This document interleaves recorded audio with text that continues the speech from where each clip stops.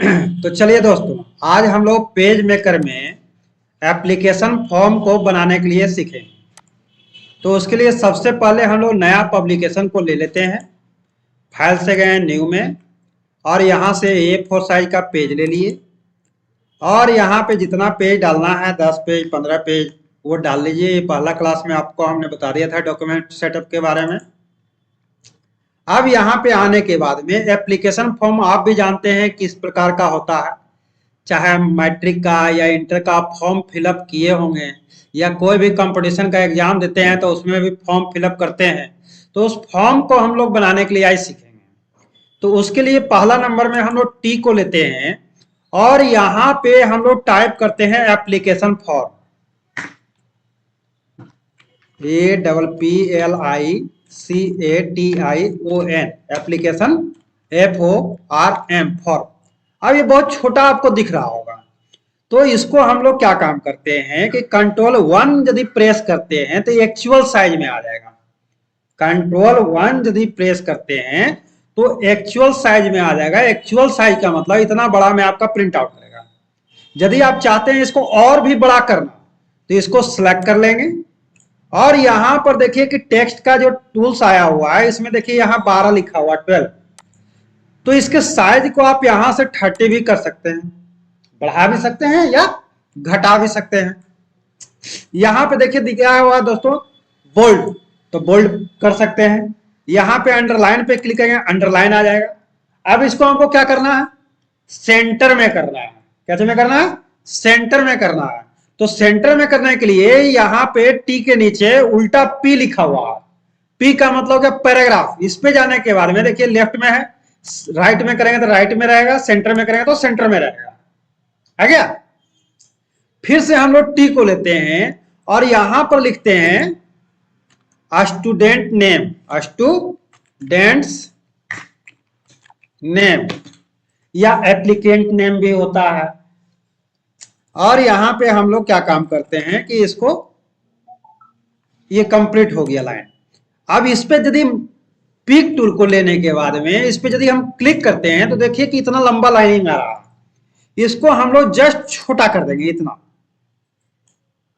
छोटा कर देने के बाद में इसको हम लोग क्या कर देंगे, कॉपी कर लेंगे। क्या कर लेंगे, कॉपी कर लेंगे।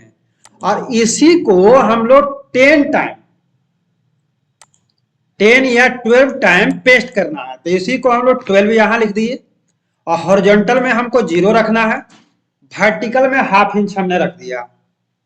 देखिए ये आ गया आपका। अब यहां पहला वाला में तो स्टूडेंट नेम समझ में आता है, सेकेंड वाला में नाम को चेंज कर देना है। क्या कर देना है, father's name, father's name.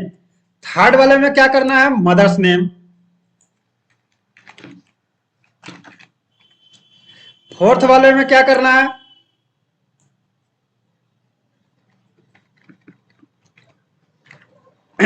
Address. और भी जो भी चीज होता है वो डाल सकते हैं। इसको हम लोग मिटा देते हैं। एड्रेस के बाद में आ जाता है date of birth, date of birth. Date of birth के बाद में आपका देता है हॉबी हो गया या और भी बहुत कुछ तरह का चीज रहता है। हॉबी हो गया। हॉबीज के बाद में आपका रहता है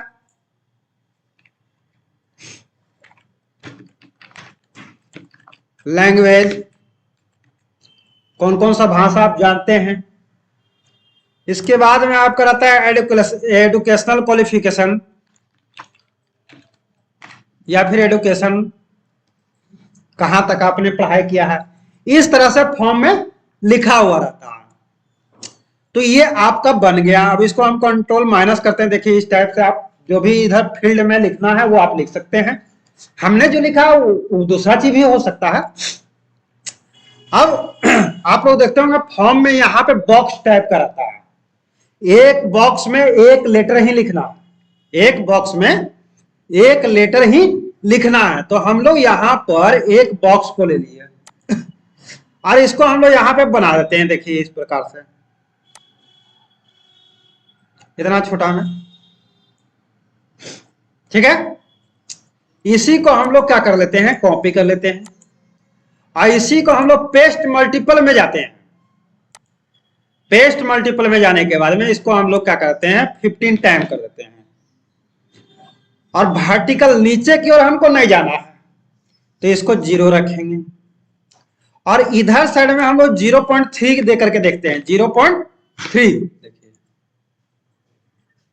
आ गया 0.3। तो यानी कि ये एक हमारा एक ज्यादा हो जा रहा है, तो एक को हम लोग यहां से डिलीट कर दिए और इसी को सिलेक्ट कर लिए, और इसी को हम लोग फिर से कॉपी कर लेते हैं और फिर से पेस्ट मल्टीपल पे जाएंगे, और यहां पे हम लोग 10 टाइम ले लेते हैं और हॉरिजॉन्टल को 0 कर देते हैं, हॉरिजॉन्टल को 0 कर देते हैं, वर्टिकल को 0.5 कर देते हैं, वर्टिकल को 0.5 करते हैं। ये सबको हम 0.5 रखे थे ना, तो 0.5 कर दिए। अब देखिए सभी के इधर साइड में राइट साइड में आ गया 10 में।